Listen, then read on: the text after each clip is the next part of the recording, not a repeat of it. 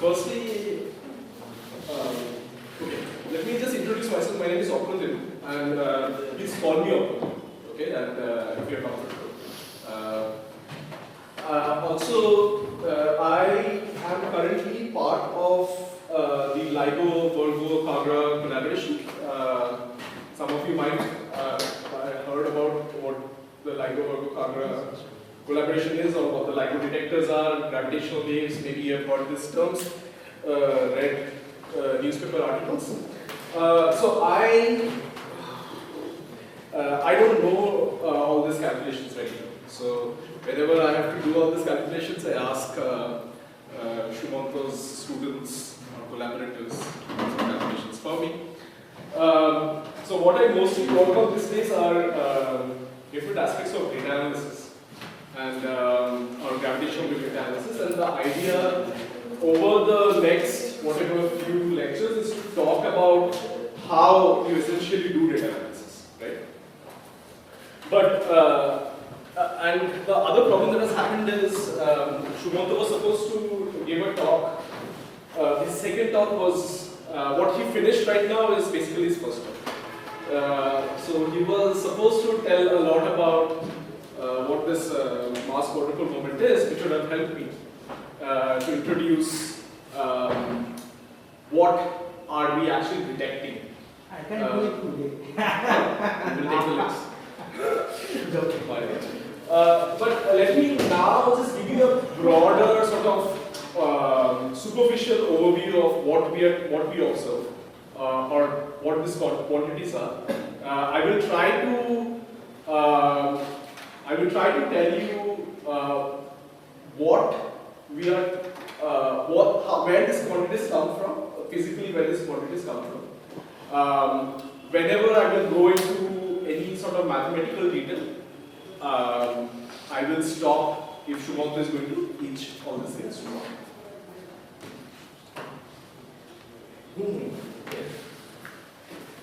So, can you show of hands how many of you are undergrads here?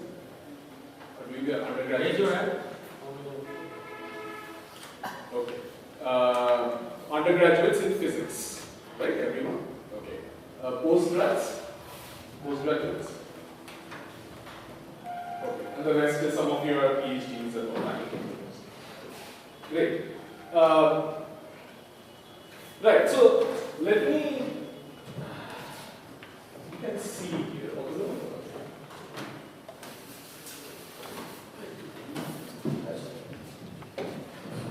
So, whatever data that we have observed by the LIGO detectors. So, LIGO detectors, if you have heard of this, these are a couple of detectors which are there in the US. One is called the LIGO Hanford, and the other is the LIGO Livingston detector. So Shumanto mentioned his handwriting is quite nice. Mine is just the opposite. So if you have a problem, just ask. Okay. So there are these two detectors which are there in US, and they are one is in the north, sort of northwest of US. The other is in the southeast, sort of US. And so they are far apart. One is in the west coast, one is in the east coast. And these detectors are essentially an L-shaped Michelson interferometer of arm length 4 kilometers. Okay? So it's a Michelson interferometer of arm length 4 kilometers. There are other such detectors. There is another detector which is called Virgo in Pisa, Italy. But the arm length is of 3 kilometers. And there is another such detector in Japan which is called Kagra. So essentially what these detectors are Michelson interferometers. And what you are essentially observing is, so there is a laser light which is here, and it's pointing towards this particular interferometer. There is a beam splitter here which splits the light in the two dimensions. Okay? We can't see. You are blocking.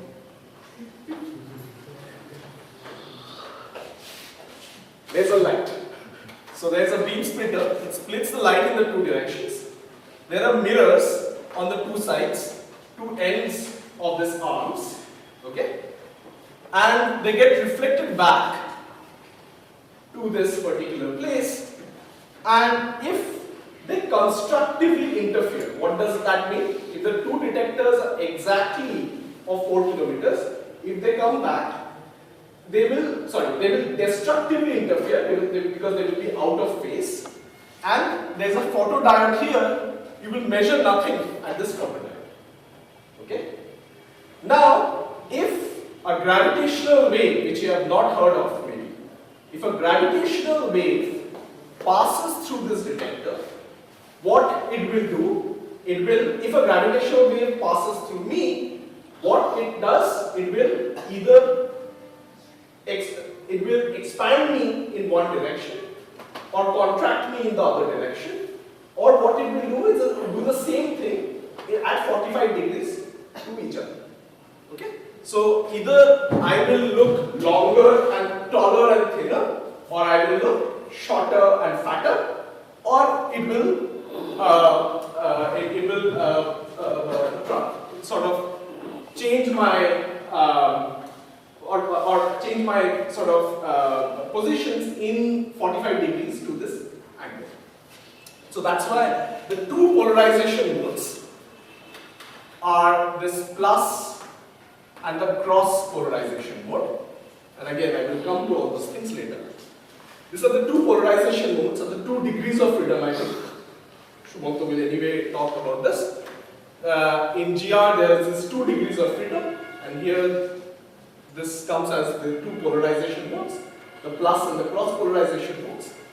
And that's what we try to observe, or a combination of it is what we try to observe.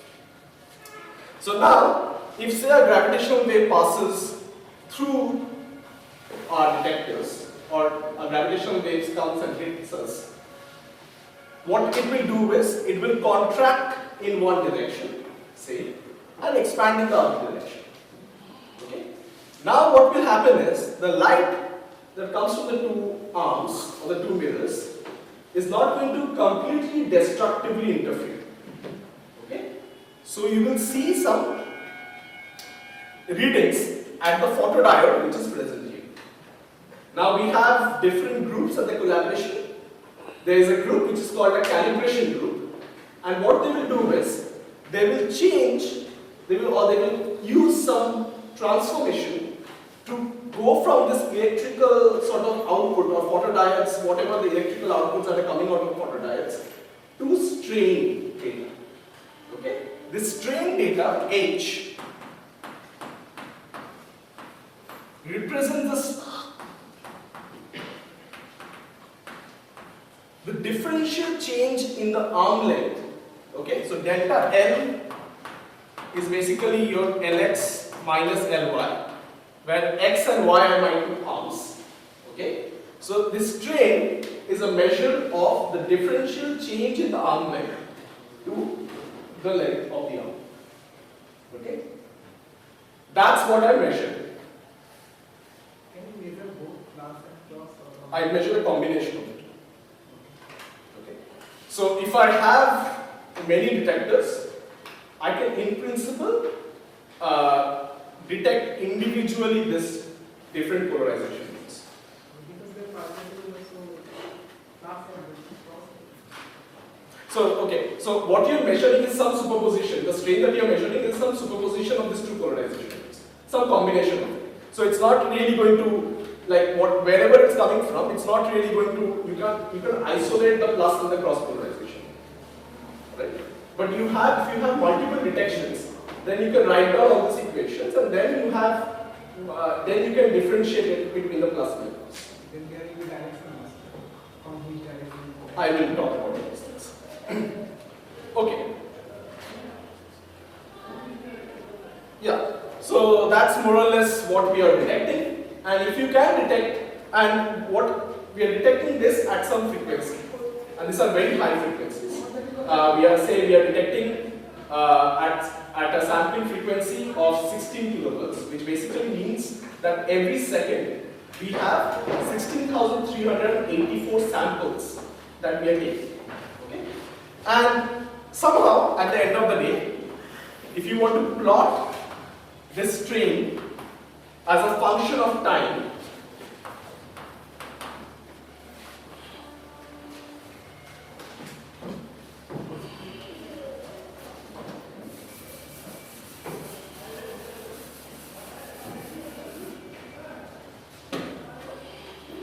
I don't know who is going to show this, but if not Shumanto, then I'll show this. If I plot the frequency, if I plot the strain as a function of time, what I will see is, say, what are my sources? My sources are, say, two black holes or two neutron stars, which are inspiraling around each other. Okay? These are the final stages of its inspiral, and then they merge and form a resulting black hole, which is also a bit perturbed, and they radiate out these perturbations also as this excited sort of black holes radiate out this perturbation and become a stable curved black hole. Okay. So I can map this sort of entire waveform.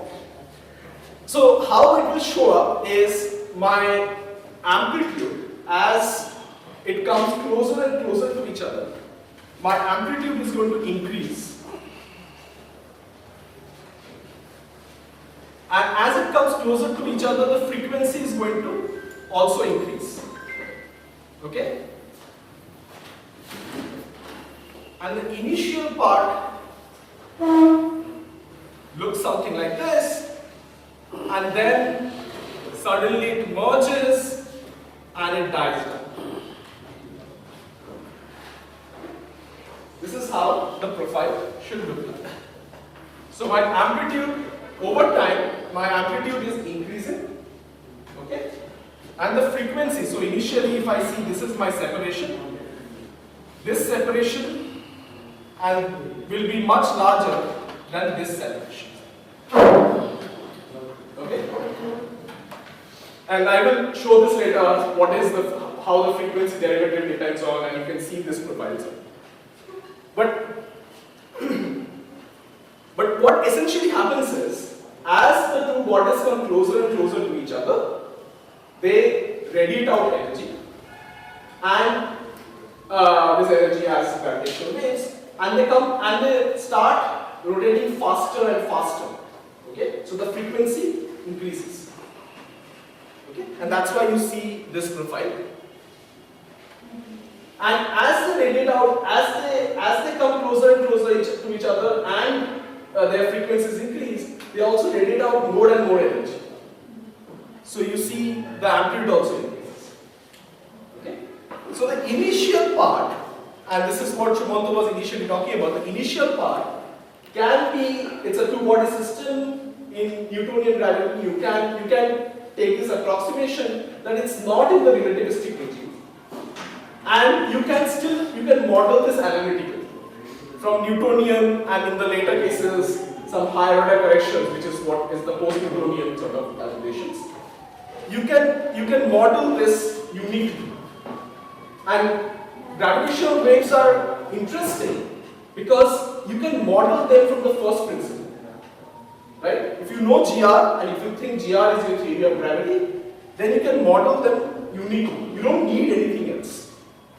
For example, it's not like a supernova explosion or an fast radio burst where you have a lot of other things coming into the picture and you don't know how to model them properly. Here you exactly know how to model them.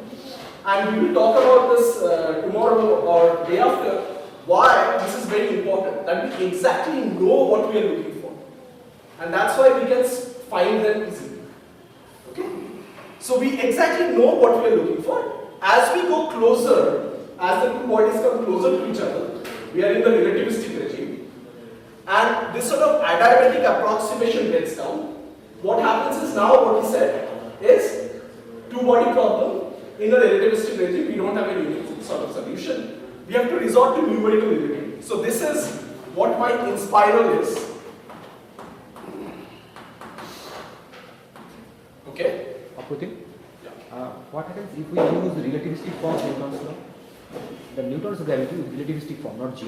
Then Newton's gravity is relativistic form. Relativistic form. Yeah. The relativistic Newton's second law, suppose. Yes. Then can we get that decay form? I think yes.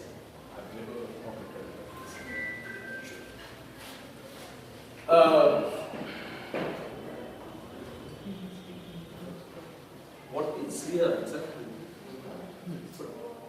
Newton's second law.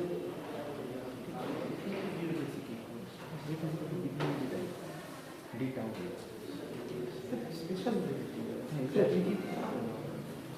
No, relativity is special relativity application. Second law is a mechanical system.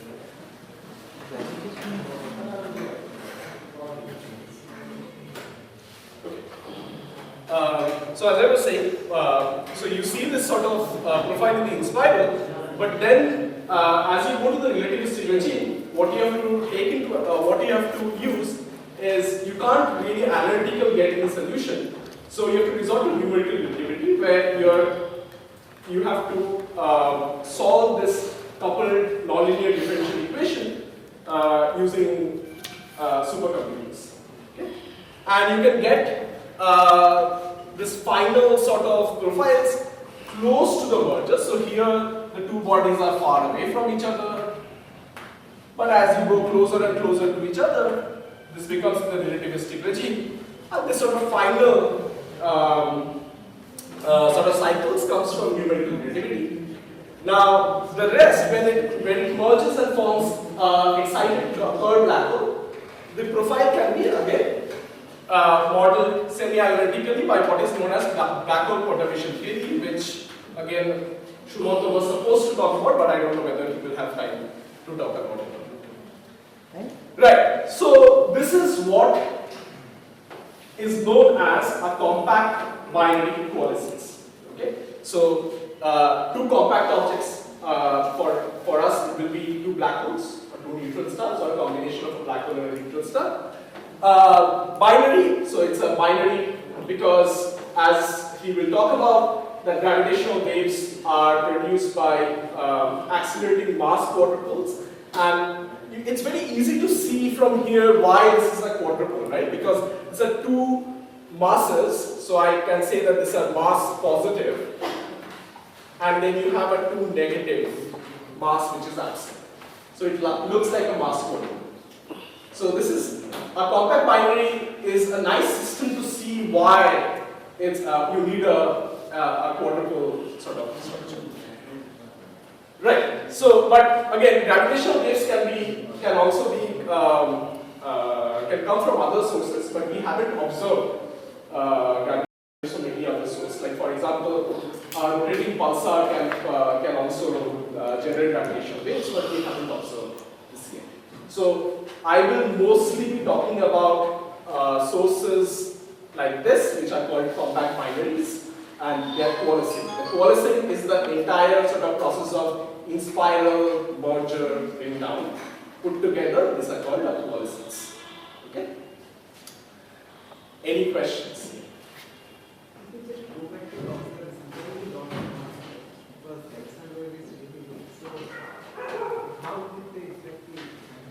We will talk about this.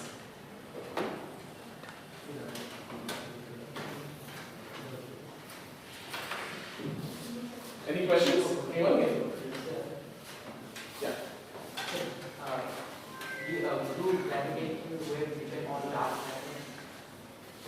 Do gravitational waves depend on dark matter? Gravitational waves depend on dark matter? What do you mean by that? Two black holes there, they are going to collide, so they have black dark matter. Around it? They have excess mass that we don't know how to get. So there are two black holes. Are you saying the black holes are made of dark matter?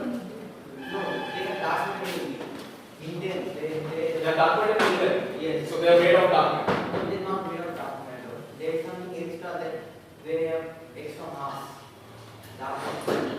See, the thing is, what can happen is, if you say there are two black holes, okay, these surrounding, the black holes are present somewhere, right? It can't be in vacuum, complete vacuum. So it may be present in an environment which is in a dark matter plane. So there is dark matter around the black hole. Yes, so does it affect gravitational wave? Yes. So again, that's a very good question. So whatever we'll talk about, the waveforms that, as I mentioned, that we can very well model this sort of waveforms. These waveforms, we assume that they are in vacuum waveforms. So there is no environment that is present. Okay. But now we are looking into effects, and Shumoko anyway works on all these things, where how the environmental effects, how we can get some signatures of the environmental effects from the waveform. So they do. So depending on some density profile of your dark matter, or it can be any matter, right? In principle, depending on the density profile of your dark matter, what sort of effects it can come to at the different sort of phases of the waveform.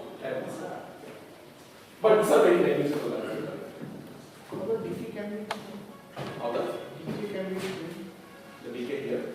Okay, so it's like when the two objects merge, the resulting sort of black hole that has been formed is excited. It's rotating and is excited. Now these excitations also radiate out as gravitational waves. So you see that is modeled by the quasi-normal modes, and you see the quasi-normal modes have a. So for the pulsar, the same thing will happen. So if it's a single pulsar, then it's a different thing. So again, it's then two objects, right? Two compact objects. So it's the same sort of effect. If the resulting object, now it depends on if it merges and becomes a neutron star or a black hole or something. If it's a neutron star, then your radiation will be different than that of a black hole, but it will obviously die.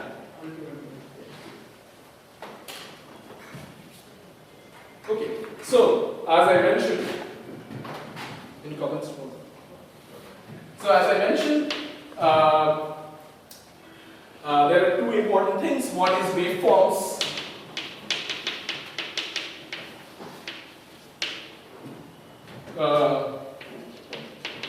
Of these signals.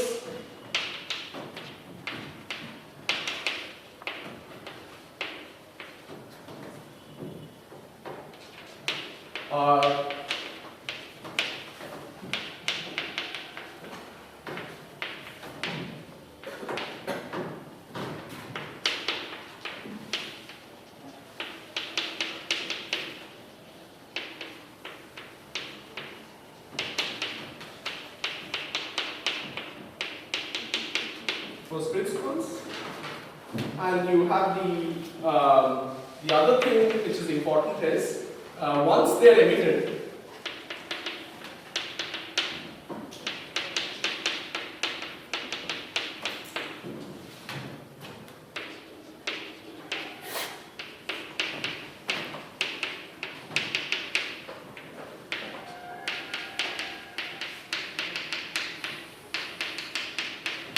so this is the other interesting thing, that till now we had observed light in different frequency spectrum, but this is a completely different window, and that's because we can probe much further away. It's because of the fact that the interaction is really small with that of matter. So wherever the source, this gravitational wave originates, it sort of comes to us without the actual structure or the actual form of the gravitational wave being unaltered. It doesn't get altered. Okay. The only thing is the amplitude goes inversely proportional to the distance. So you will see that the amplitude of the gravitational wave goes as 1 over the luminosity distance. There's only one sort of caveat to this, is the fact of what you will learn, I think, tomorrow, which is called gravitational lensing.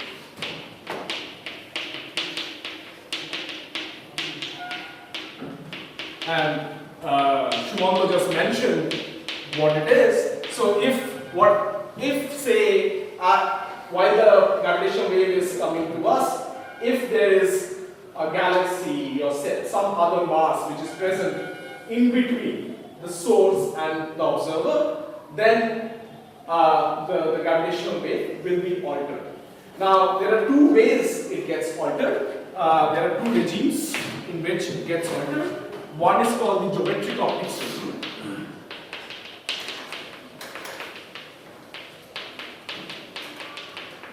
And one is called the wave optics regime.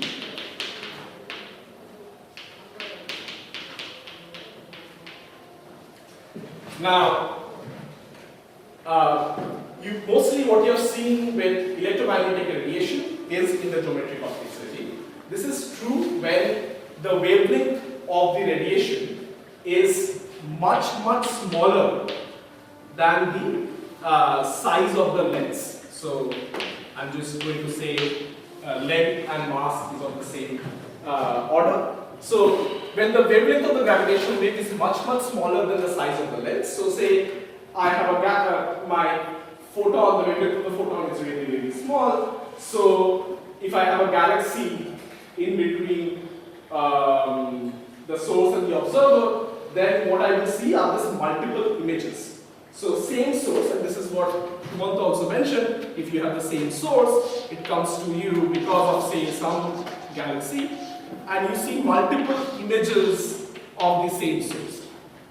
Okay? And you may have seen this sort of pictures where a galaxy gets lensed by another galaxy in front of you, and you see multiple images of the same galaxy. If it's completely collinear, you see something which is called an Einstein beam. Okay?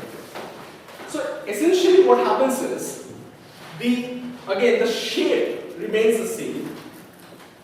For a gravitational wave point of view, the shape remains the same. You see multiple copies of the same signal that comes to us. Okay? But the structure doesn't change. The shape doesn't change. Okay? The only thing that can happen is it can be amplified or magnified or demagnified. That's all. But gravitational waves comes in different wavelengths. So in the ground-based detectors or the LIGO detectors are sensitive in a particular frequency band, say between 10 Hz to something thousands of Hz. Okay? But we can put detectors in space and we can probe into smaller wavelengths. And when we are probing into smaller wavelengths, it basically means that we are looking at very different sources. So depending on the mass of the source which is creating this gravitational wave, it will merge at different frequencies. So for example, the LIGO detectors are observing stellar mass black holes, not very heavy mass black holes, stellar mass black holes. Okay? But as if we put a detector in space, which there are missions, planned missions to do that, then we will be able to observe binaries or compact binaries which are much more massive. Okay? Right. So since we observe gravitational waves in various frequency bands, the wavelength of the gravitational wave can be really large. Okay? And they can be now comparable. Now this wavelength of the gravitational wave can be comparable to the size of my lens, which is given by the mass of the lens and corresponds to the size of the lens. Okay? So then what happens is, you don't see multiple copies of the same signal. What you see are multiple copies superposing, and the structure, and now the structure of the waveform changes. Okay? So this is what is known as wave optics lensing. If you remember your undergraduate sort of classes on interference and diffraction, this is exactly what happens. Different copies superpose, different sort of images superpose to give this diffractive. Right. So these are the two things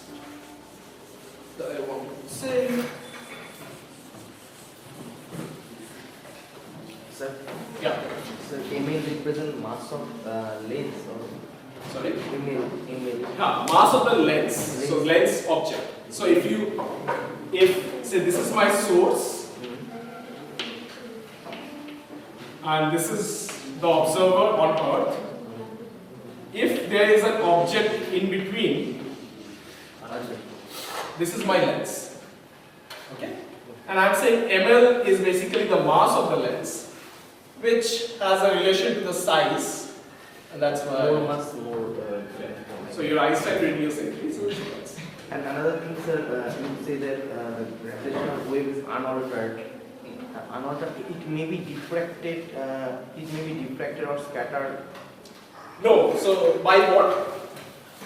Because matter sort of in general it will not be scattered by any matter because of the fact that the coupling. If you see the coupling constant in Newtonian sort of gravity G, is very very small.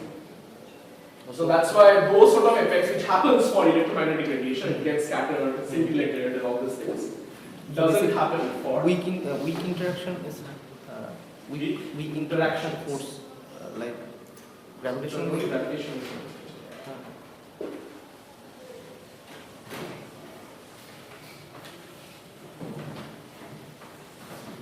Okay. Now I have a problem because I don't know what Shubhantu is supposed to teach tomorrow. But what exactly are gravitational waves?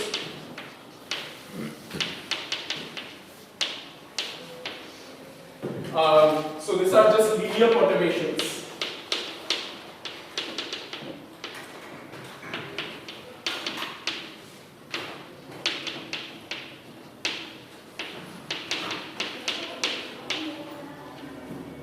Of the space-time.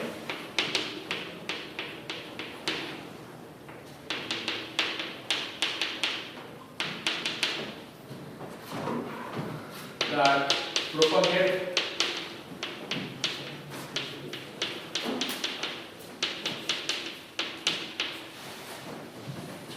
through the universe according to Einstein's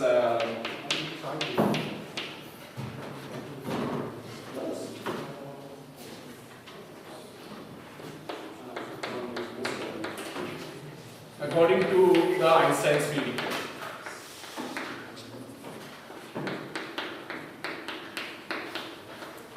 Okay, so you learned how you denote spacetimes. What do you use? The metric, right?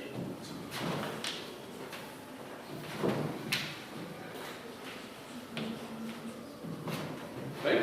The other thing here is linear perturbation and propagate.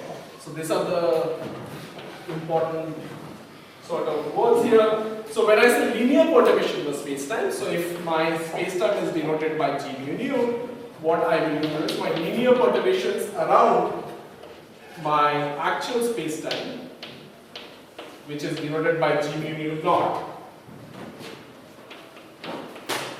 This perturbation is given by this. This is a very, very small perturbation. So h mu nu is much, much smaller than g mu nu. So this is my background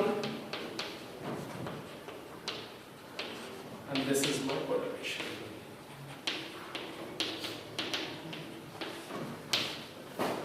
Okay? So this is what is my linear perturbation is, and if I follow Einstein's field equation, then which is g mu nu equal to r mu of g mu nu r equal to ig over mu nu. So now if I use these sort of linear perturbation and apply it here, then what I will get is g mu nu is equal to the g mu nu background, which is given by the metric, the background metric, plus higher order corrections.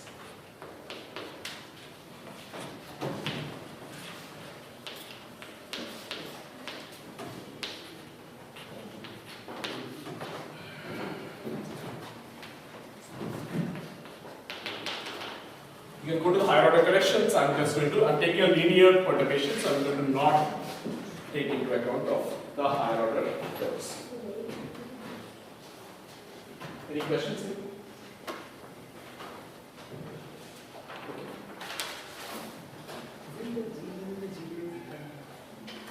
Why?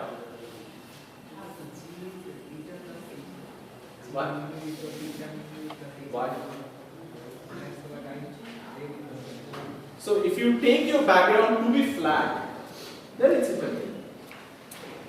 But it doesn't need to be. We will come down to that. But when you're writing it initially, you can be any sort of, if it's eta mu nu, it's very easy. Because it's flat, it's always the same. And you have some perturbation on top of your eta mu. But your g mu nu, you actually don't know what your metric looks like. So then we have this sort of, what we have to look at is, say my total g mu or my g mu nu naught is some background which is curved. Okay? And your perturbation is some small perturbations on top of it. So now it becomes a matter of scales to isolate your perturbations from the background.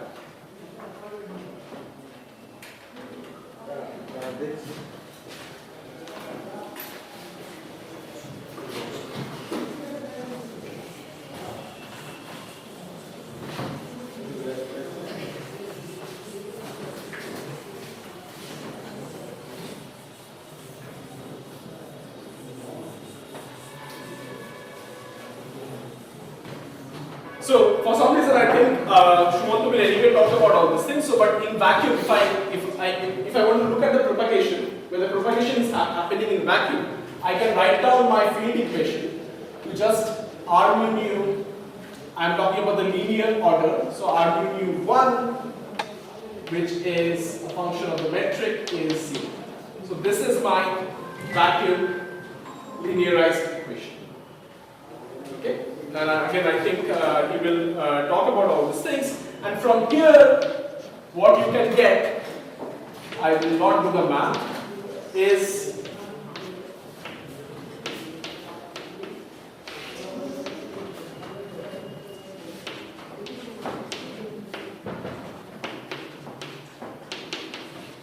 the wave equation.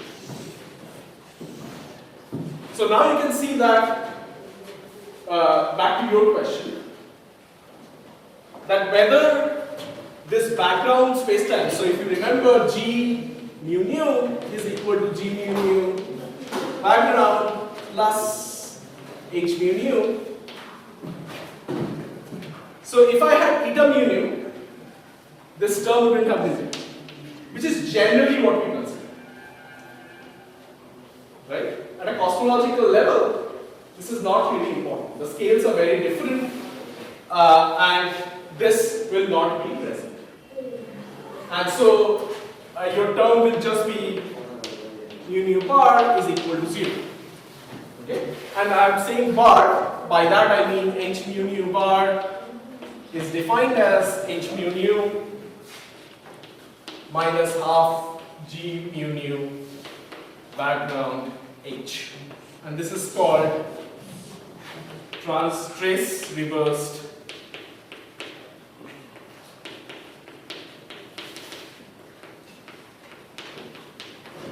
perturbations.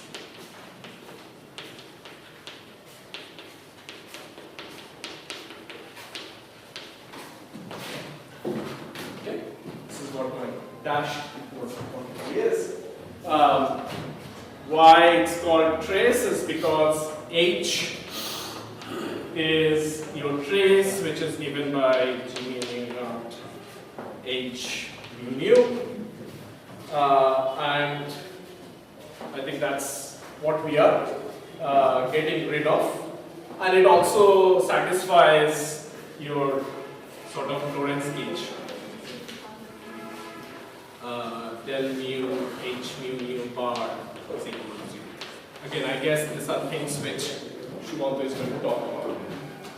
Okay, So if you take all these things into consideration from this equation, you should be able to derive this. Now again, this is only this term will only be present if you're taking some a non-flat sort of metric. If you take a flat metric, this goes off, and you're just left with this wave equation. Okay. Now, if you solve this wave equation, anybody knows how to solve a wave equation? Which is this? Huh? So, in principle, you will be able to solve this wave equation. But again, I will not go in detail of the propagation effects.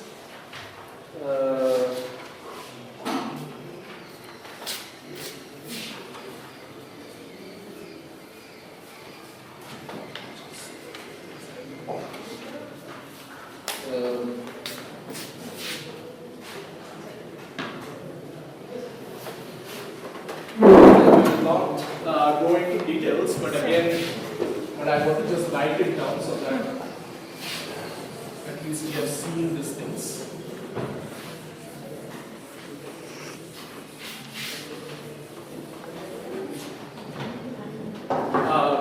One thing is, as you anyway expect, gravitational waves propagate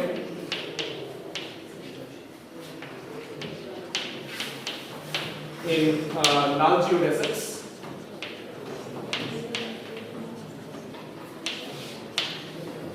So your V mu, K mu is equal to 0,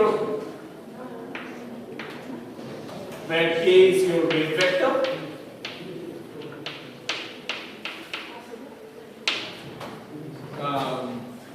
And also K mu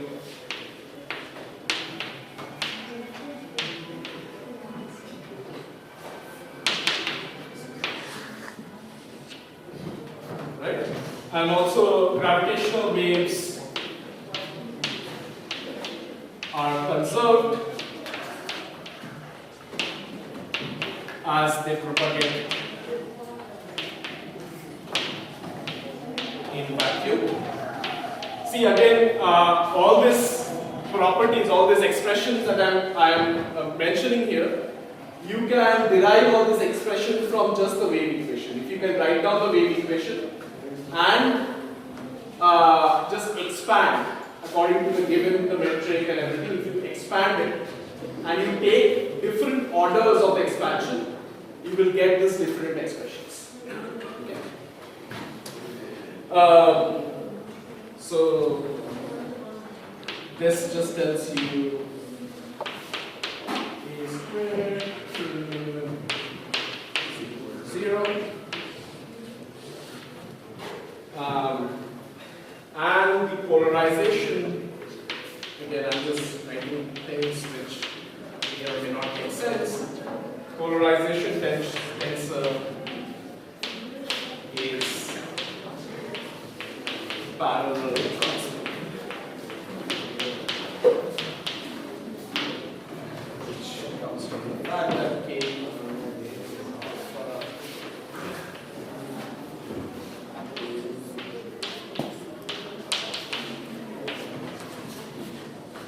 here, this is your polarization.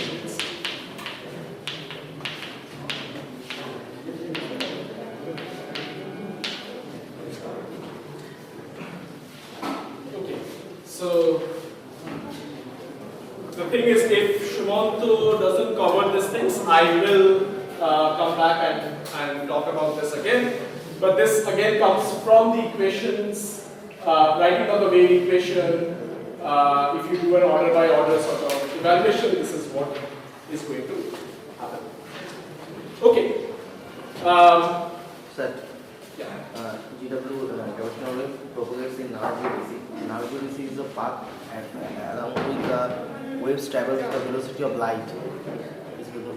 We can So, consider the gravitational wave propagating the velocity of light. Yeah, that is what the conclusion is. If you consider GR to be your area of gravity, then gravitational waves also propagate at the speed of light.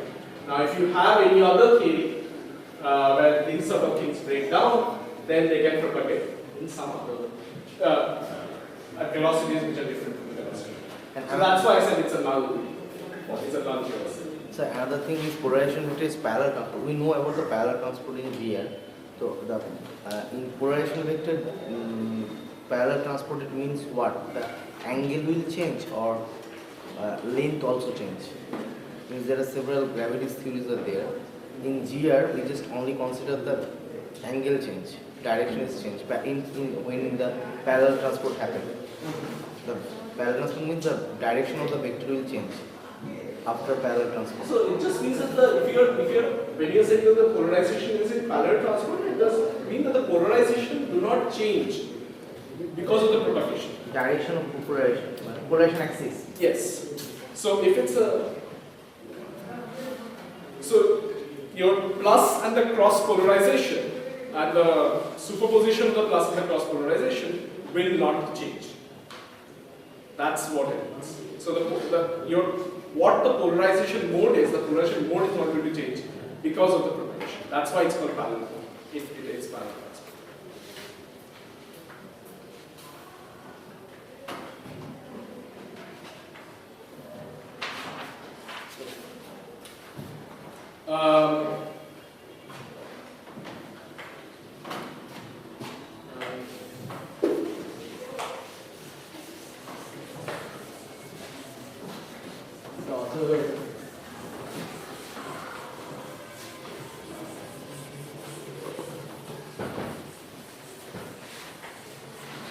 So where I essentially want to come is how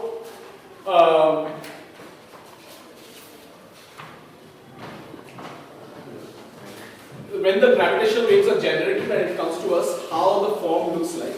And this is what Shumanta was talking about, the mass quadrupole moment. I think I will directly come to that particular forms. So your mass quadrupole moment, or GIJ, HIJ. So when it's generated, when the gravitational waves are generated, it's I will consider that there is no sort of it comes to us in vacuum. There's hardly anything, so I can consider a flat space-time. So that equation we derived, or what we showed over here. I'm going to take this box in a flat space-time, and I can write down my hp nu as minus 16 pi g t mu. Okay, and this is my source, and it can be anything generated. So when the source is moving at small velocities, because this is the approximation that we need. Only in this approximation that we can write down an analytical form of this expression. The source causes the perturbation. The source causes the perturbation. And the source is again a binary, in our case a binary. And I'm going to always consider this, that the sources are moving at very small velocities, and that's why we can take this sort of Newtonian approximation or non-relativistic sort of approximation. And we will also consider that this is one of the conditions. The other condition is the observer is far away from the source. If I can write down this, if I can take this to approximation, then I hope the emission of the gravitational wave can be easily written as this Hij bar Tx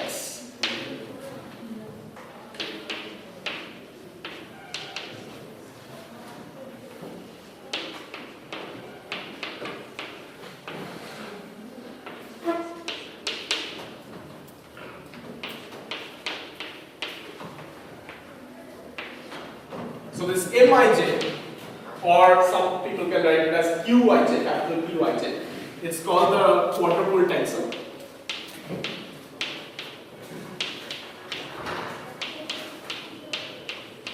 And as you can see, the emission of the gravitational wave happens when you take the second time derivative of the mass quadrupole moment. Okay? So the acceleration of a mass quadrupole moment will give you, or accelerating masses will generate gravitation. Apratim? Yeah.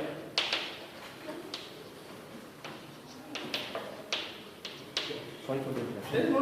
This HIJ has cross terms. HIJ can have constants. Yes. Can have cross terms. Then how do you define the perturbation?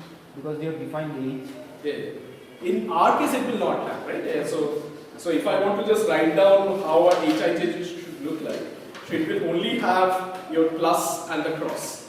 So there are two components of your HIJ. There is no off diagonal term. Huh? No off diagonal term. No operator. In sort of the approximation. But in principle, it can have, like if you take any theory of gravity, then it can have constants. Now I am asking if they have cross terms, then in the Minkowski diagram, how do you define it as a perturbation?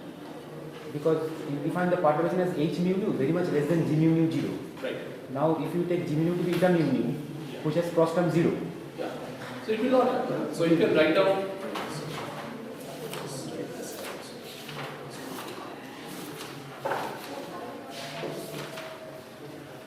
So if I think I wrote this thing. So your h mu nu, you just want to write down your h mu nu. So it will have all these terms to be 0. Then there is no problem. And then you have just the plus, cross, minus, cross, plus. No, then there is a problem. Sorry. No, then there is an off diagonal term, right? Yeah, Off diagonal term. that. But for the flat Minkowski spacetime, the off diagonal term is 0. Yeah. Then how do we define the perturbation? Because perturbation is defined h mu nu should be less than g mu nu. No, 0. now. Yeah, so I can understand what you're saying. Because generally, what you're trying to say is, if I define my perturbation as plus h mu, then is my whatever. Yeah. Then what is the condition for perturbation? Right, same thing. Huh? So here, what I'm trying to say is, okay, my perturbation is much smaller than my input. Now take mu nu to be 3 1. Mu to be 3 1. Yeah, h 3 1. Then h 3 1 is h cross. Yeah. But eta mu nu, eta 3 1 is 0. But your mod, okay.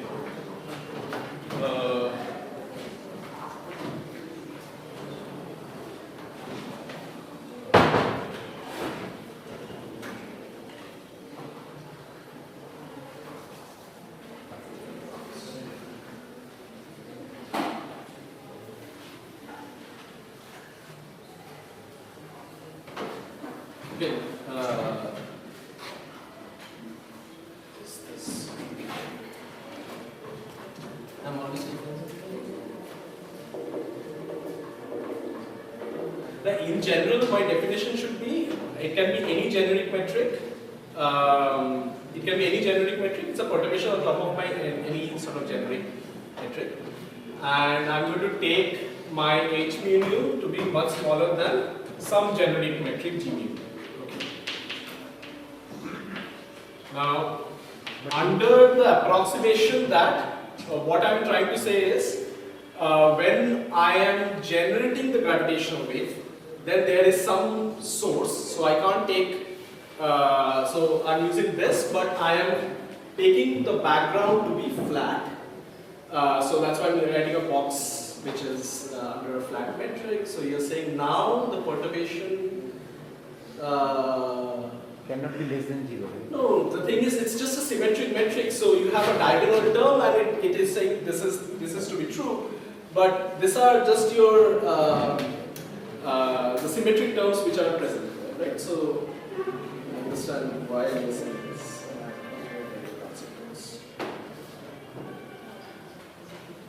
Let me think about this. Okay, we can discuss it.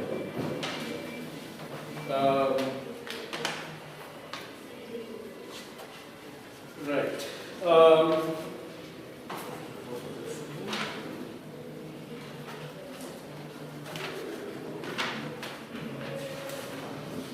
Right. So this is my the gravitational wave which is emitted is this, which is given by the second time derivative of the mass quadrupole moment,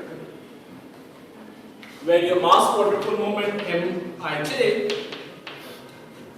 is just given as the integral of t00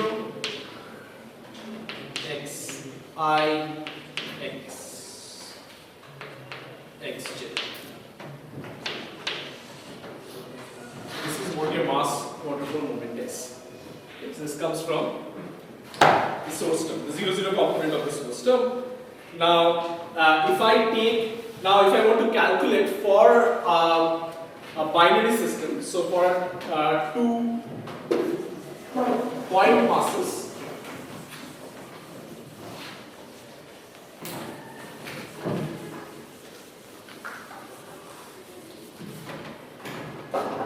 if I want to take an example which is important for us, which are 2 point masses,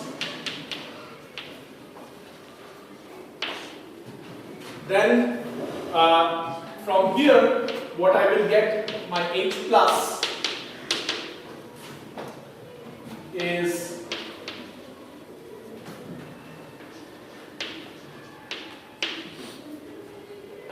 and these are the leading order terms that I am writing.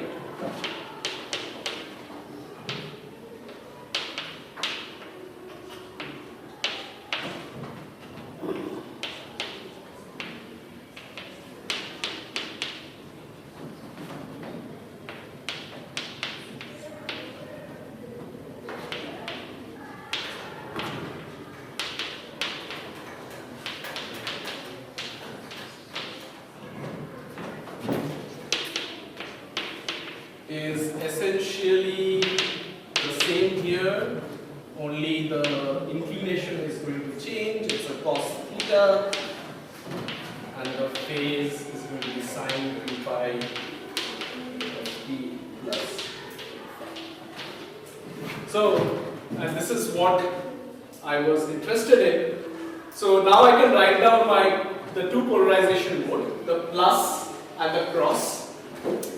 As you can see in the leading order, there are 2 terms which are important. One is this chirp mass. Okay, this chirp mass is what we measure the best, and the chirp mass is a combination. The chirp mass is a combination of the 2 masses, and it's given by m1, m2, but the m1, m2 are the masses of the 2 objects in the binary to the power of 3/5.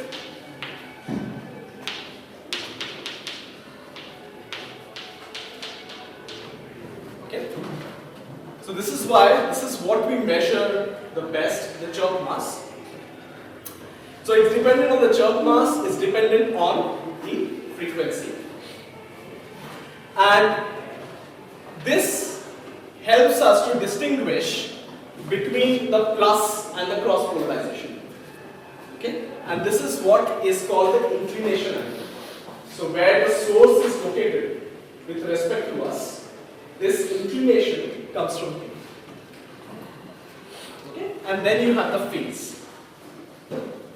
Right? So there was a question about our data is mostly noisy. So when we say data which is a time series data is mostly noisy. So it's noise, and sometimes if we are lucky we see something which is called a signal. Okay? Now these are the signals. Signal, S is signal. It's again, so this is a combination of this will give you the signal. Okay? Now if it's mostly noisy and we see signal, and the signal is embedded in the noise. And you will see in some tutorials how you can actually visualize this, that the noise amplitude will be much more than that of the signal. The signal is embedded inside the noise. Now what happens is, if we can build our waveforms, then we cross-correlate or pass these waveforms through our data. And if the phases match very well with that of the signal, then we find the signal. So our gravitational wave search is mostly looking for whether the phase of the signal in the data match very well with the template or the waveform that we know and that we have generated. If it matches very well, then we find the signal. And we will talk about what is the parameter which is called the signal to noise ratio that we measure. Matching pattern. Yeah, so this is called a match filtering that we do. That is basically we cross-correlate the data with our templates or the waveforms that we can generate. How many templates generally we Millions of templates. in a single It always, yeah. So every data, there are millions of templates that we generate, and we cross-correlate the data with that data. So the phases is what is important. But from here, what you can see is the waveform, the amplitude of the waveform depends on the luminosity distance, which is given by this R, how far it is from us. And it goes inversely proportional to the luminosity distance. It goes at the leading order, it goes to some power of a combination of the mass, which is called the chirp mass. And this is why these signals are called chirping signals. Okay? It has a particular pattern. So if you look, come to that. This is the chirp mass and also goes with frequency, some power of the frequency. Okay? And it depends on your inclination. Like depending on where the source is and where you are, you will be able to, this is the only way that you can make these two polarization modes non-degenerate. That's the inclination. means So, if this term was not there, then these two polarization modes are almost similar with some phase lag. Okay? Now, phase can be always be, you can constant phase, you can put something. So, this is the only term which will differentiate. If you have, say, detections from, if you have data from 2 or 3 different detectors, and you can write down the expression. So, you can write down what is H, which is some antenna pattern function which depends on the sky location, which is RA deck, and the polarization angle H plus RA deck polarization angle H cross. This is what your strain is. Okay? So this antenna pattern function, what it essentially means is, depending on the sky position of the actual event and Q, which is the detector, it will have a particular projection on the detector. So this is called the antenna response function. And this antenna response function, depending on where the detector is, will be different. Okay? So there are terms here. And here also, how do I differentiate between what I will find is this, what I will observe is this. How do I know what is H plus and H cross? So then if I write down these two expressions, then I can find out, okay, what is H plus and what is H cross, and they will differ by this inclination angle. Or else I won't be able to distinguish between the two polarization modes.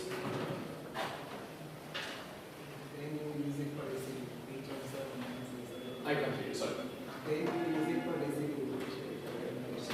it's called a commute residue. We'll come to that. Okay, so this is what the entire game is, at least at the leading one. Obviously, If you go to higher order terms, and this is what post-Newtonian theory is, if you go to higher and higher order terms, then it will also depend on not just the mass, but the mass ratio. It will tell you if the systems are asymmetric, then it will have a particular sort of signature. If they are symmetric, then they have a particular sort of signature. So all these other sort of terms will come in. The spin factors will come in. If they are spinning, what happens? If they are aligned, then what happens? If they are anti-aligned, then what happens? If they have spin precision, so it's not just spinning along the axis, along the z-axis, but it has all the other spin components. And so there is a precession which is happening around the orbital plane. The orbital plane is precessing. Then how it will affect your waveform. So these are all higher order sort of terms which comes in. But at least in the leading order, this is what it depends on. Okay. So I also said I will say a little bit about the phase. The phase of the gravitational wave.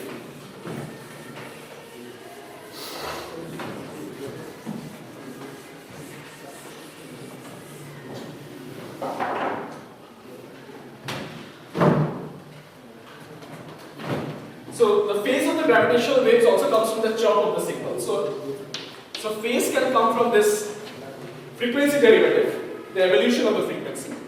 And this is given by 96. How do you find F plus and F cross? How do I find it? So that's the thing. But that's what I said. Like you can't really find F plus and F cross if you have H from different detectors, multiple detectors. Then you might be able to get the different polarization modes separately. If you have it from just one detector, then you have some combination of it. Then you can break it down. If you have data from different detectors and you know that this will depend on different detectors, this will change for different detectors because it depends on where your source is with respect to you as the detector. The thetas will also depend in different detectors. Then you can actually break it down. Then you have as many equations as number of unknowns and you can do it. F is the frequency of the detector. F is the frequency of the gravitation. The frequency of the wave that is detector. Yes. So this is where my detector band is, as I said, is sensitive between some 10 Hz to some thousands of Hz.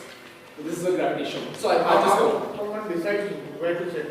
Where to? Set F. Where to set the Value of F. There are lots of frequencies. Yeah, so the entire range, no? There's nothing to set. You have an entire range in which you are sensitive. So it's also constitutional. Yeah. You are doing it at every. So now, so let me just come to the final part of it. So the frequency evolution of the gravitational waves comes from this derivative of the frequency, which is given by 96 pi 8/3.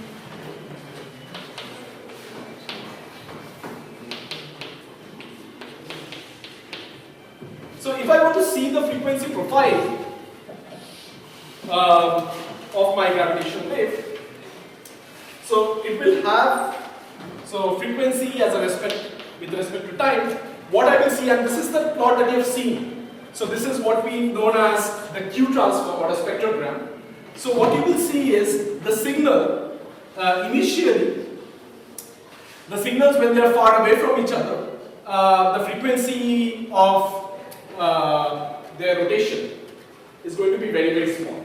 They are slowly rotating around each other. Okay? And the frequency of the gravitational wave is just twice the frequency of the orbital frequency. Because you can imagine if it's a binary, whether you're here or this comes here, is same as the opposite. So there is a symmetry which is there.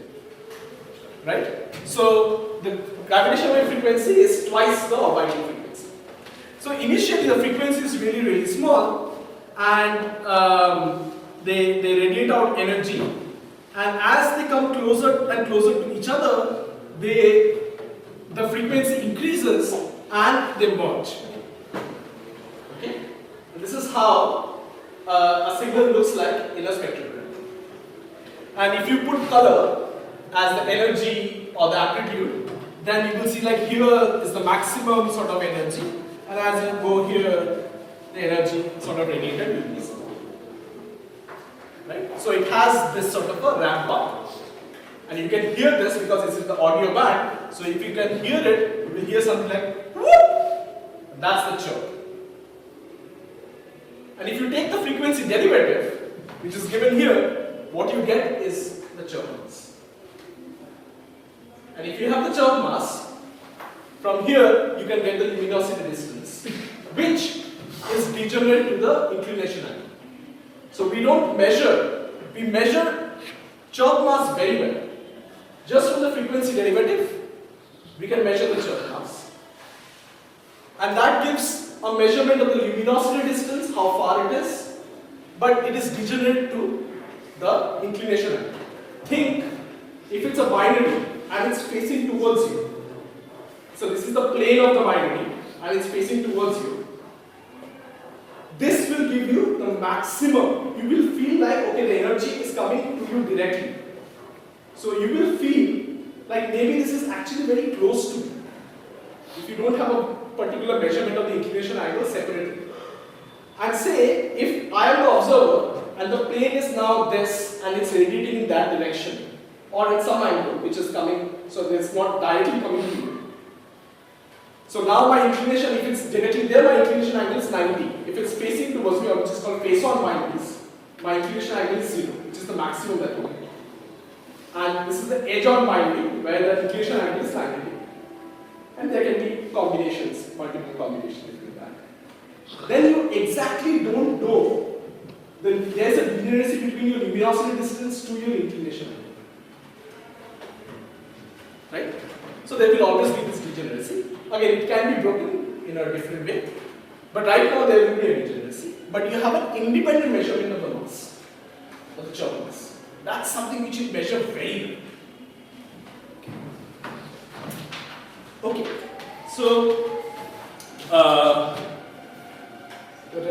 so now the phase phi, which as I mentioned is twice your orbital frequency,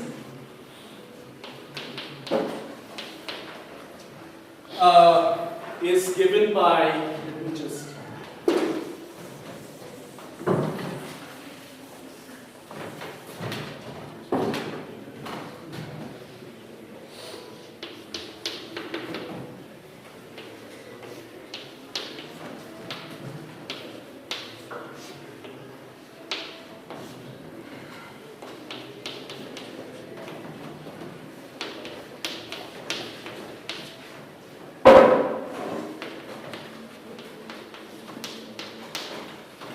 so Tc is given by the coalescence time at which it merges, okay?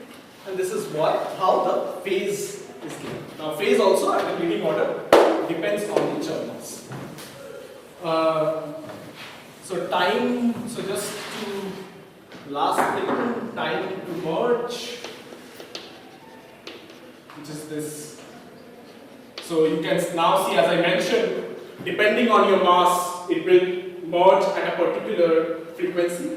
So heavier masses merge much earlier at a lower frequency. That's why I said, like, if you put a detector in space, we will be able to see binaries which are much more massive.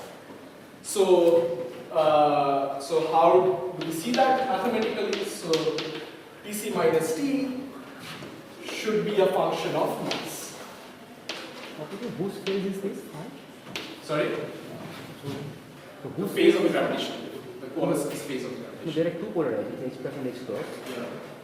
You mean this is the phase difference between these No, two? no. This is so this is a combination of it, right? So what you get is this H. This is the phase of this H. So if I want to write down the strain, which is a combination of the polarization modes, I can write it as some amplitude and some phase. So it's that phase. And that phase is time dependent. That phase is on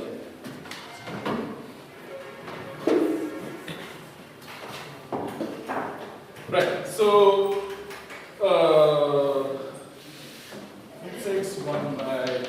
These numbers are really not important. I'm just writing it down for the sake of it.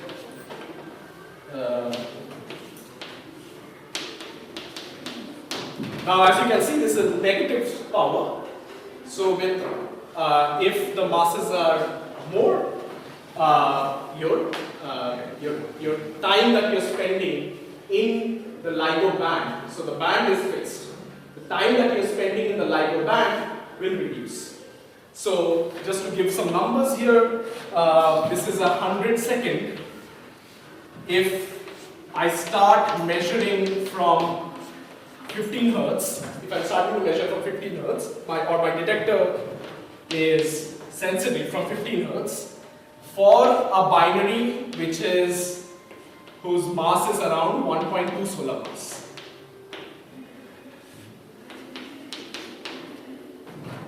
Okay?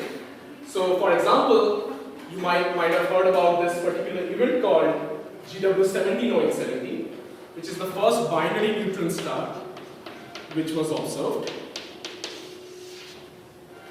And that stayed in a band for some 100 seconds. Okay? Which is of this order. Now, mostly what we measure are binary black holes, which are much more massive, and they stay in a band for less than a second, a fraction of a second.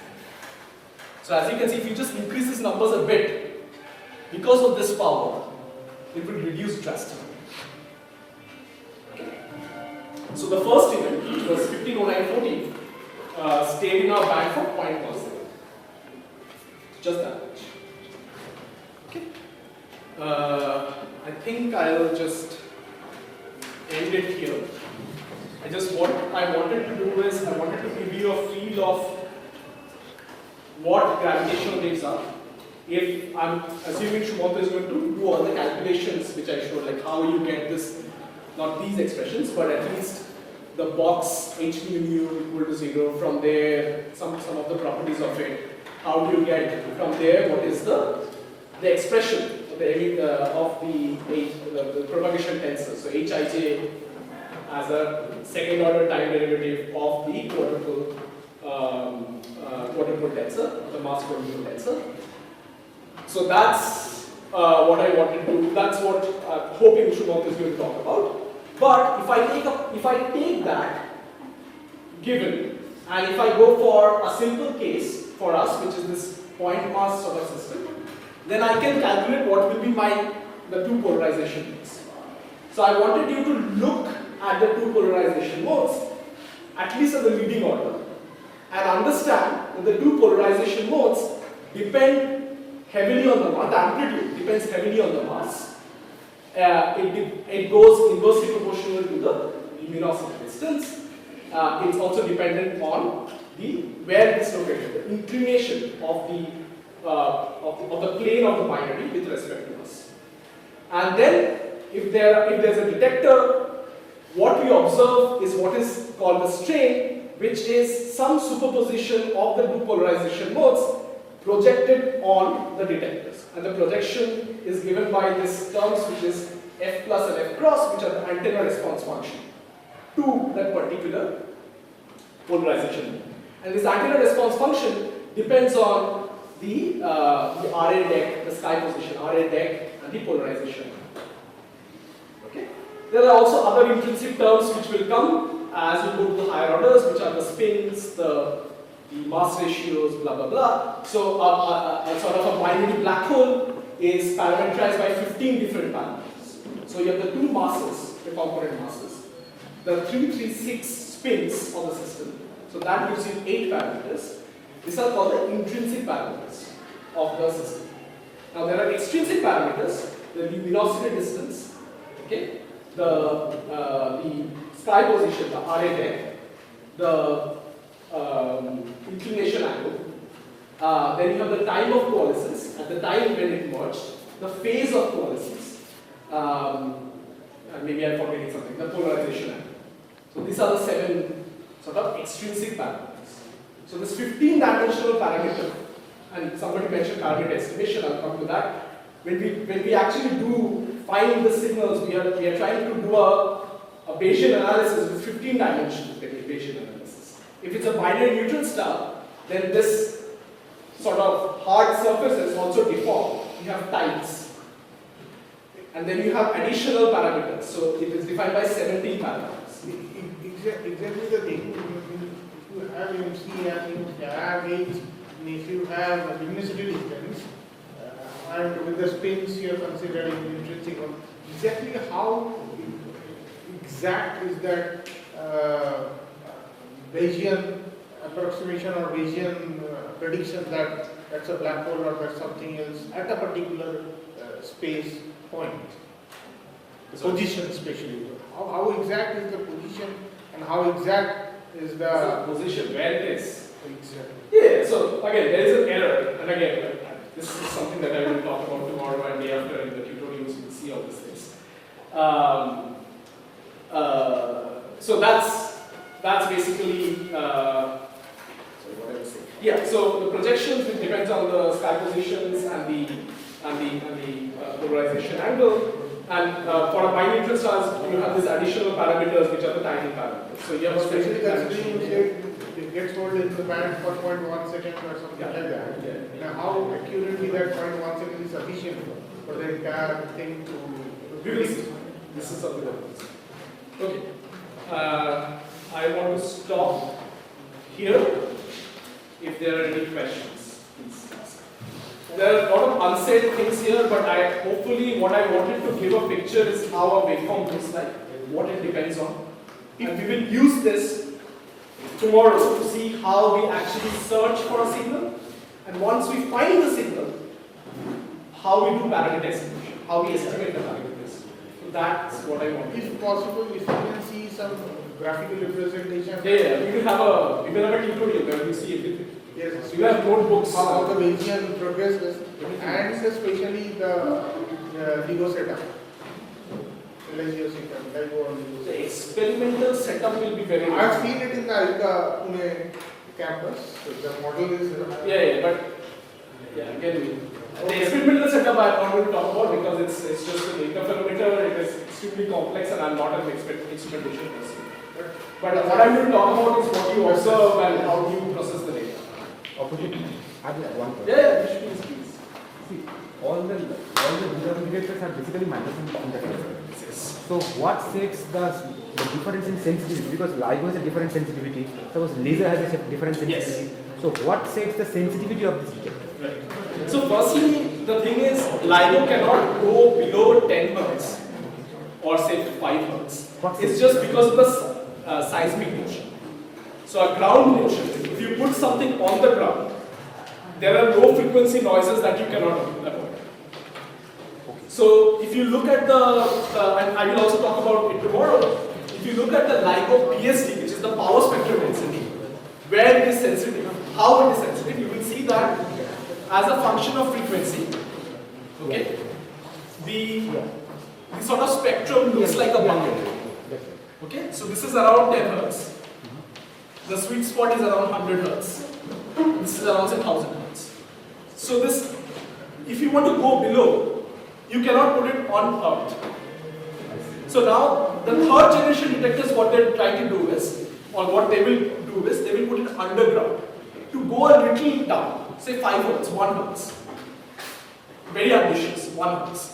Okay, but they can't do better than that. So the next is you have to put it on space. So basically environment sets that. One of the things. Here, as you go to higher frequencies, these are the laser quantum noise which comes about. So there are lasers. As you go to higher frequencies, they get more energetic. So then there is a problem. But we are trying to, not we, by we I mean the instrumentation people are trying to use something which is called a quantum squeezer to push it down a bit. They can't do it. Yeah, so then it will become more sensitive in higher frequencies. But not very, like there will be some, like obviously there will be handicap at some level. Thank you.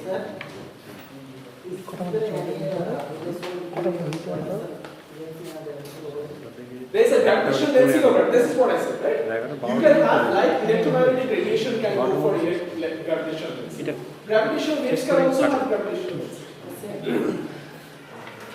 Theoretically, it's the same thing. Theoretically, it's the same thing. The difference is there you see multiple images of the say of a particular signal, of a particular source. You see multiple images of it, depending on how the source is with respect to the lens, to respect to you. You can see multiple images. Here you see multiple signals coming to you with some time delay. So one is going to come to you faster. So if there's a source, there is a lens here. One is going to come to you earlier. One is going to travel a longer distance and come to you later. But if it's this sort of a system, then as I said, the shape doesn't change. It can be amplified, magnified or demagnified, but the shape remains the same. So you see the same signal multiple times, or you may see the same signal multiple times. I'm saying may because we haven't observed gravitational lensing of gravitational waves yet. But there is another regime which is called the wave optics regime, where you see the signal once, but it will be modulated. The shape will change, it will be modulated. Because it's the interference effects will happen. The diffraction or interference effects will happen. This is for the wave optics. So we work on all these things on gravitational lensing of gravitational waves. Okay, let's thank this.